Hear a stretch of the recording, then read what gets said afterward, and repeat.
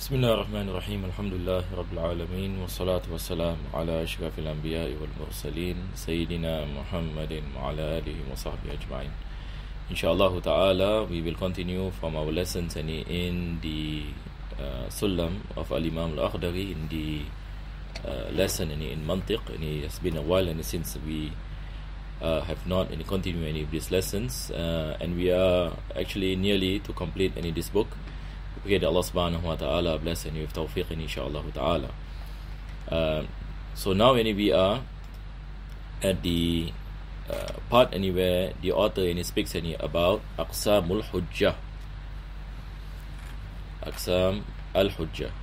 So this is where we are, where he mentioned wa hujjatun naqliyatun aqliyatun aqsamu hadhihi khamsatun jaliyah.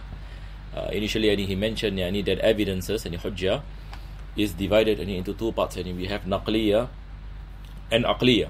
All these things I have explained in the last lesson, and it is just a revision. So naqliya is basically the divine in the text of the Quran and the Sunnah. This is evidences based on naqliya. And then we have the rational evidences aqliya. And then he mentioned there are 5 types of al-hujjah. There are 5 types of hujjah. So from naqliya and aqliya, we have these 5 types. And number 1, we have khitaba. Then we have shi'r, burhan, jadal, and then we have safsata. So we mentioned about the meaning of some of these terms, or where the author speaks about these 5 steps. But what is important for us to understand is the meaning of burhan. The meaning of burhan. This is where the author mentioned ajalluha al-burhanu ma'ullifa min muqaddimatin bil yaqini taqtarin. Because the burhan this term in the Islamic tradition of logic, it is an argument whose premises are based on conviction. The truthfulness of the premises is based on yaqeen. So if all of the premises are based on yaqeen, the conclusion is based on yaqeen. So this kind of argument we call it al-burhan. Al-burhan. Then of course we have khitaba. Khitaba is based on the words of someone whom we trust. We have shi'r, poetry. Poetry can be mesmerizing, but it might not be something that is profound in its evidences. But normally people are affected by poetry. And then lastly we have safsata. Safsata basically arguments that whose premises are wrong, and that is not right. So we have mentioned about the meanings of these 5, and then the author mentioned min awwaliyatin mushahadatin mujarrabatin mutawatiratin. And when he speaks about burhan, and he says ajalluha al-burhan ma ullifa min muqaddimatin bil yaqin taqtarin. And then when he speaks about yaqeen, and he mentioned there are 5 types of arguments that are based on yaqeen. What are the 5 types of arguments that are based on yaqeen? Number 1, we have the awwaliyat. Awwaliyat are what in Arabic we call it ad-daruriyat. These are the things that is understood naturally. For example, we say the sky is above us. Now this is something that is understood by everyone. And this comes naturally. So this is daruriyat, or we say the awwaliyat. And this is, of course, it is based on conviction. So this is number 1. And then we have al-mushahadat. Al-mushahadat that is meant is the feelings that we have. And for example, if we have not been eaten food and we feel hungry, so this sense of hunger is based on conviction, because this is something that we felt within ourselves. So this is the meaning of al-mushahadat. So al-mushahadat that is meant by the author is al-mushahadat al-batinah. It is an internal witnessing. Although mushahadat in the Arabic language meaning is something that you witness externally, But it can also mean something that you witness internally, and like in the case of being thirsty or being hungry or being sad and happy. So this is based on conviction. This is based on conviction because you internalize the meanings within your feelings. And then we have al-mujarabat. Al-mujarabat are experimentations, based on repetition, based on experience. We know that fire burns, that water can quench. So this is al-mujarabat, this is based on experimentations.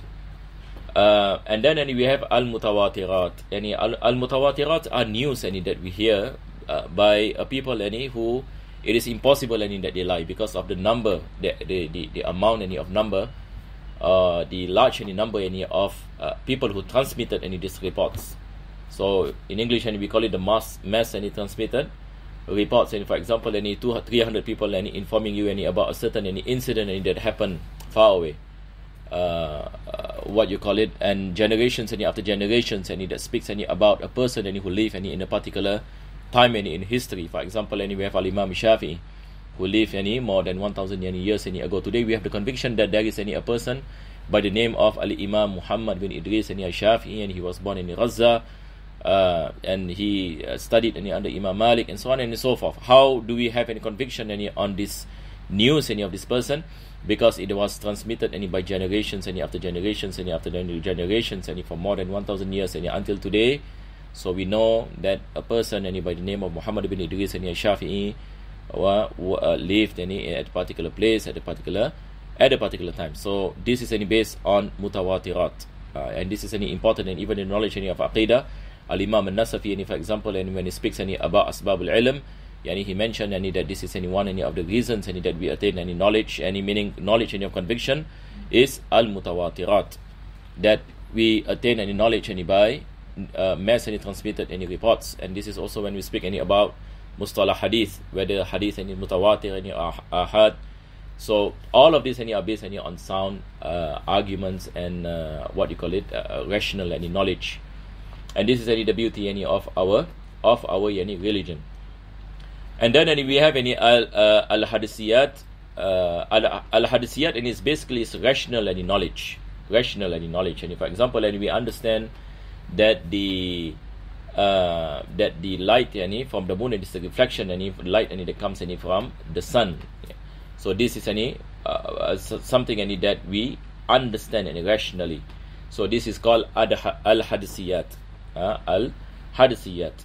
And then lastly we have al-mahsusat, the five senses. The five senses, we taste something, we hear something, we see something. This based on yaqeen. We look at ourselves and we know that we are in existence, and it is based on al-basar. This is based on our sight, and we hear something knocking on the door, and we know there's someone at the door. We smell something burning, and we know that something is on fire. So this knowledge is based on conviction.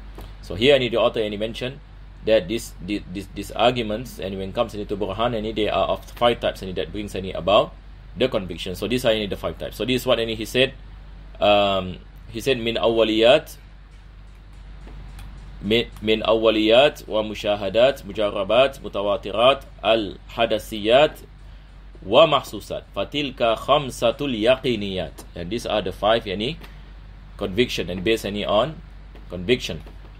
Wa fi dalalatil muqaddimati ala natijati khilafun ati. So this is where we have stopped in our last lesson. So now for today, inshallah, we will begin in this particular point. And the author mentioned, if you have an argument, an argument, because here we are still speaking about al-qiyas in Mantiq. So when we speak about qiyas, there must be premises and conclusion. So there must be premises and conclusion. So the connection between these premises it has to be at times differ in terms of their strength.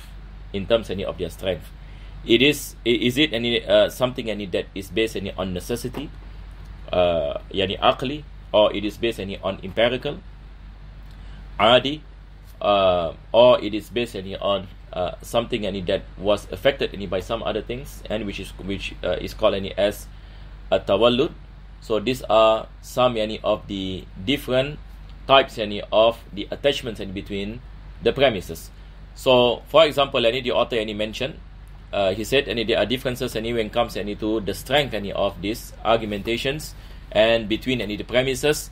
So he said, aqliyun aw adiyun aw tawalludun aw wajibun. So they are the four differences. We have the four differences. So I will show you the some explanations of this. So they are the four types. Number one, we have aqli. Number two, we have tawallud. Number three, we have what is called as a ta'lil. And then we have adi. So aqli, adi, tawallud, ta'lil. So if you look at this slide, you can see all the four is mentioned here. Aqli, adi at the side. Then we have tawallud and ta'lil. So there are so many examples. Each one has one example. Hopefully we can understand. So the example of dalalatul muqaddimat ala natija, the strength of the premises when it comes to bringing the conclusion. Number one, we have the aqli type. We have the type which is aqli. Aqli meaning you have a strong argumentation. You have strong premises with profound meanings. And once you have such type of premises, then the conclusion will also be profound. So this, we say this is based on al-aqli, meaning it cannot change. This is what is mentioned here. La yumkinu takhallufun natijati anil muqaddimat. Once you have the premises as such, the conclusion must be such. And this is based on rationality, based on aqli. It is different though when it comes to adi, based on empirical. Yajuzu takhalluf. It is possible that those premises might not be true, and it is possible also that they can change. So if they can change meaning, it is not based on aqli, but it is based on adi. So conclusions that based on aqli is much stronger than conclusions that is based on adi. What is the difference? The difference is that aqli cannot change, whereas in adi, the strength, what you call it, the conclusion, can change, because so many of the meanings of the premises can change to the other ones. And then we have at-tawallud. This is what also the author mentioned. Aw tawalludu. So at-tawallud ayujiba fi'lun li fa'ilihi fi'lan akhar ka harakatil yadi wa harakatil miftah. At-tawallud it is a concept that speaks about the effect of something. For example, he gave the example when a person wears a ring. So when I move, for example, if I'm wearing a ring and if I move my finger, the ring moves with my finger. So the ring it doesn't move by itself, but it is moved by the movement of the finger. So this we call the tawallud. This we call the tawallud. So by moving my finger, automatically the ring also moves together with it. So when it comes to argumentation, we have to ascertain whether we are speaking about the movement of a particular thing or the effect of the movement of another thing that is affecting that movement. So this is the concept that is called tawallud. And then lastly we have at-ta'lil.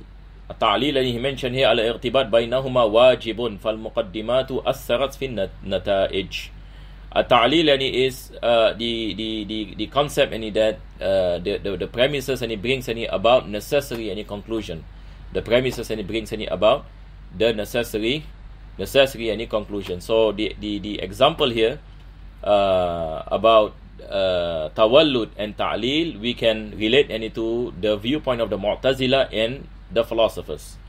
So when it comes to the Mu'tazila, the Mu'tazila is known when they say that human beings have the ability to create their actions. Human being has the ability to create their actions, but this ability is embedded by Allah subhanahu wa ta'ala. So here they speaks about a strength that is carried out by human beings in the form of tawallud. They believe in this concept of tawallud, that they are able to create their own actions, but this any ability and it comes any from the embedded any power, and they call it any quwwatul muda. Whereas any the philosophers any believe any that human beings any can create any their actions any without any godly any intervention. So this is a difference any between tawallud and ta'lil. Tawallud any and ta'lil. And also yani, on the knowledge any about cause and effect. So when fire yani burns, any the philosophers and mentioned that fire has the ability to burn, but the Mu'tazila says that fire doesn't have the ability any to burn, but Allah subhanahu wa ta'ala created ability embedded any in fire, and fire yani will burn yani whenever it comes any into yani contact. So this is the difference any between the concept any of tawallud and the concept any of ta'lil. So this is the difference any between the Mu'tazila and the philosophers. Whereas Ahlus Sunnah any wal Jama'ah, we mentioned any that everything any the cause and effect any is based any on adi, is based any on adi, based any on empirical, meaning Allah subhanahu wa ta'ala yani created burning, yani when fire burns, burning any is a creation any of Allah subhanahu wa ta'ala, where there is no embedded any power in fire, and fire does not have the ability any to burn. But when fire any comes any into contact, Allah subhanahu wa ta'ala is the one any who created any combustion. This is the viewpoint any of the Ahlus Sunnah wal Jama'ah. So these are the four ways any of looking any at the premises any of arguments, whether we are looking at the point any of aqli or adi or tawallud any or ta'lil, because there are people any who believe in the necessity any of such any conclusions, and if the premises any are such, then the conclusion must be such.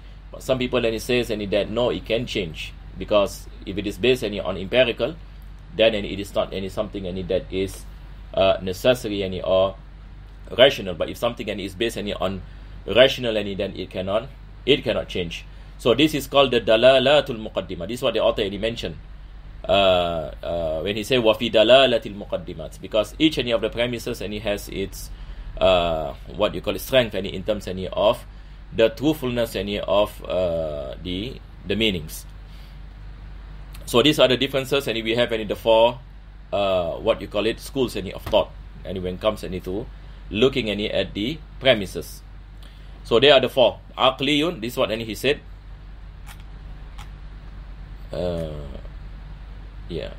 Any this is any what he said. Any aqliyun, aw adiyun, aw tawalludun, aw wajibun. Wajibun here, and it goes back to earlier we spoke any about ta'lil. Yeah. We spoke any about ta'lil, and this is the an example is the viewpoint of the philosophers, and that mentioned cause and effect, and is necessary. They are binded any necessarily, not empirically. Wal awwalu al mu'ayyan. Wal awwalu al mu'ayyan. Then we have come any to the what you call it, the last part any of the chapter, that is the author any mentioned in Khatimah. And before that, any when he said wal awwalul muayyad, yani we have any this aqliyun, yani where that is any the strongest any of what you call it, the in terms any of the connection any between the premises, wal awwalu al muayyad. And then he mentioned the Khatimah. This is any the closing chapter yani in Sullam any al Munawwaraq.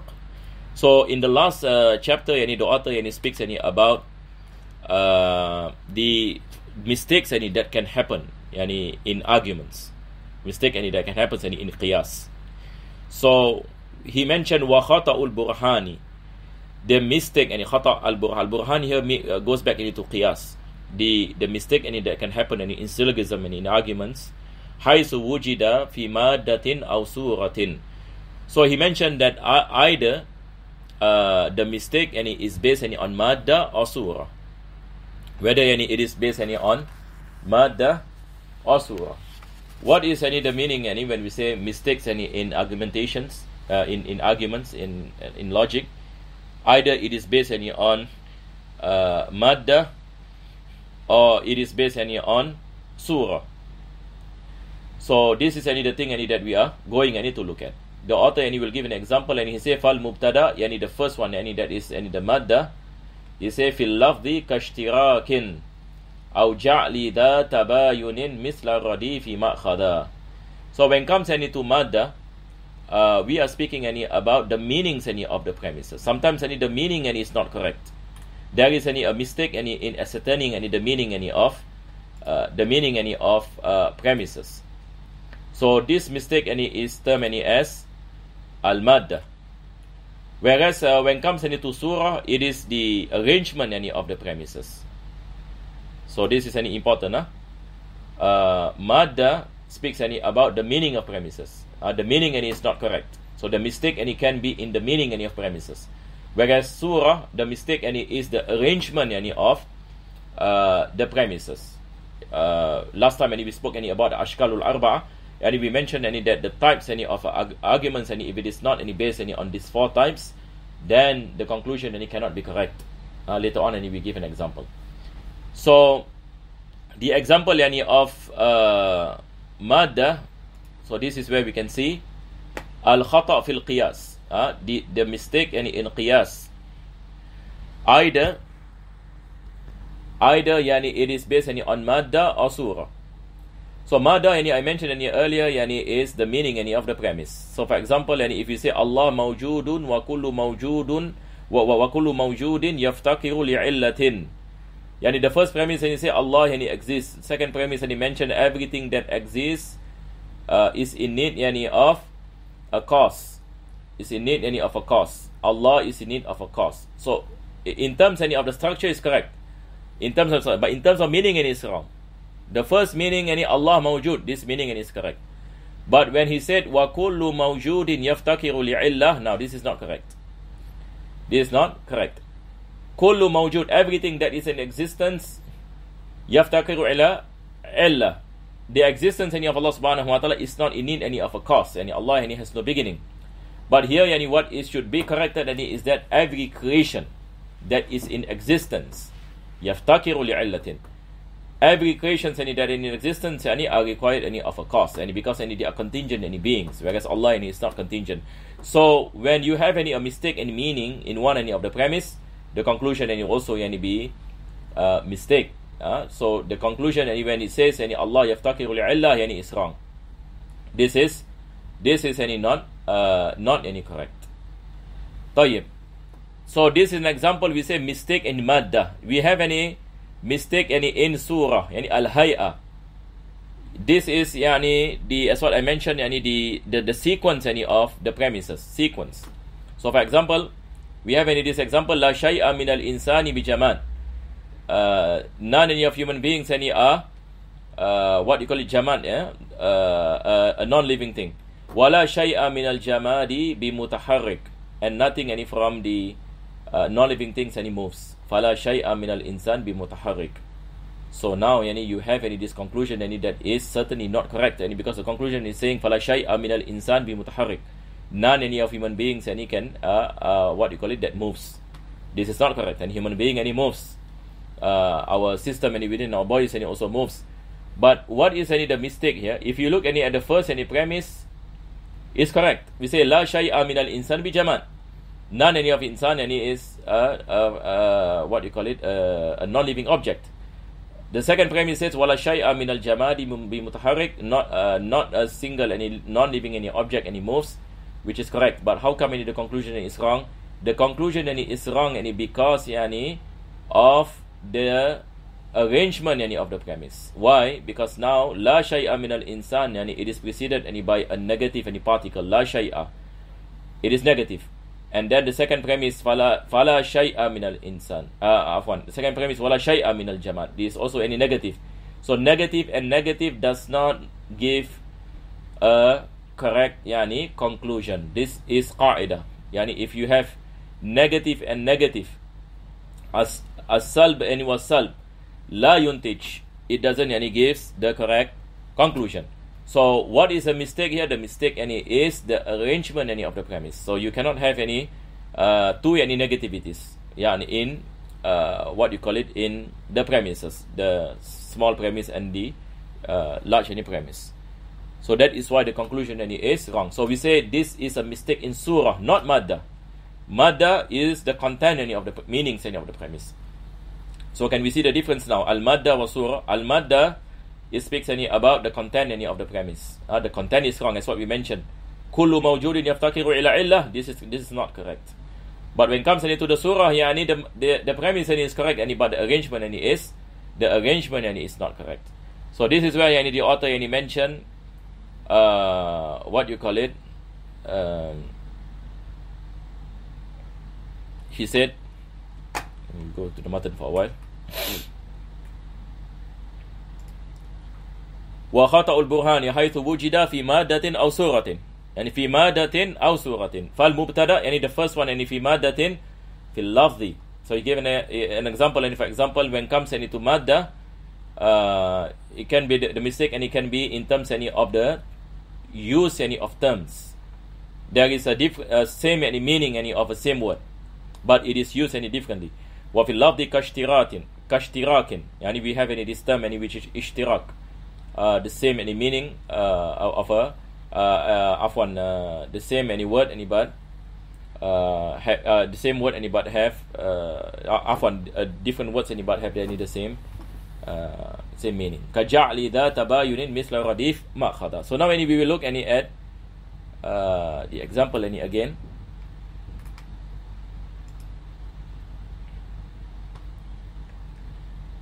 So the example is كاستعمال لفظ المشترك في القياس فيشتبه المراد بغيره مثال هذه عين. So اشتراك we have one word but different meanings. One word, different meanings. ترادف we have different words, same meaning. So we have اشتراك and ترادف. So mistake in premises can happen when we use a particular word, but because this word has different meanings, so we make a mistake by using different meanings despite using the same word in the premises. So he gave an example, for example هذه عين. هذه عين. So what is meant هذه عين? Ain here can mean shams, the sun, because sun also can refer to al-ain. وكل عين نابعة. وكل عين نابعة, and all ain nabi'ah sprout. Now the second ain is not talking about the sun, but it's talking about water. It's talking about water. هذه سيالة. Then the conclusion is that this particular ain is sayala. Sayala, something that flows. Now where is the mistake? The mistake is when the first premise we say هذه ain, what is meant is the sun, but when comes to the second ain in the second premise, what is meant is water. So despite you are using the same word, but you meant the different meaning, so the conclusion will also be wrong. The conclusion says that هذه سيالة, that this flows the sun doesn't flow. So the mistake is in the meaning of the premises. So this is the issue of ishtirak, using one word but you meant different meanings, and this will make any mistakes in the arguments and the conclusion. طيب. So this is the example of mistake by using ishtirak. And then we have the issue of al-mubayin. Al-mubayin, the difference in meaning, what you call it, different meaning meant by a particular word. So example is هذا سيف وكل سيف صارم. هذا صارم. هذا سيف وكل سيف صارم. هذا صارم. First premise it says what you call it, this is a sword. The second premise he mentioned وكل سيف صارم. Now this is a mistake here. Not all sword صارم. صارم meaning can cut. This is a sword, not all sword can cut. So the mistake is by saying every sword cuts. That is not correct. That is not correct. So there is tabayun here. There is a difference in meaning, because there is a difference between saif and sarim. Saif and sarim. Saif is a sword. Sarim is something that cuts. So not all swords cut. But here when you use the word sword and you use the word sarim to describe the sword by saying kullu saifin sarim, now this is not correct. So as a result the conclusion will also be not correct. So this is an example of the difference between the meanings of words, the difference between the meanings of different words. Whereas ishtirak and it speaks any about the same word, what you call it, taraduf any, and tabayun and it speaks any about different words and having different meanings. But the moment you give any the same meaning and to different words that carry the different meanings, then the mistake happens.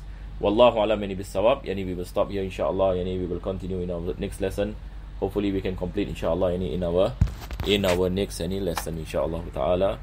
Alhamdulillah rabbil alamin. Allahumma salli wa sallim ala sayyidina Muhammad wa ala ali sayyidina Muhammad. Rabbana atina fid dunya hasanah wa fil akhirati hasanah wa qina adhaban nar.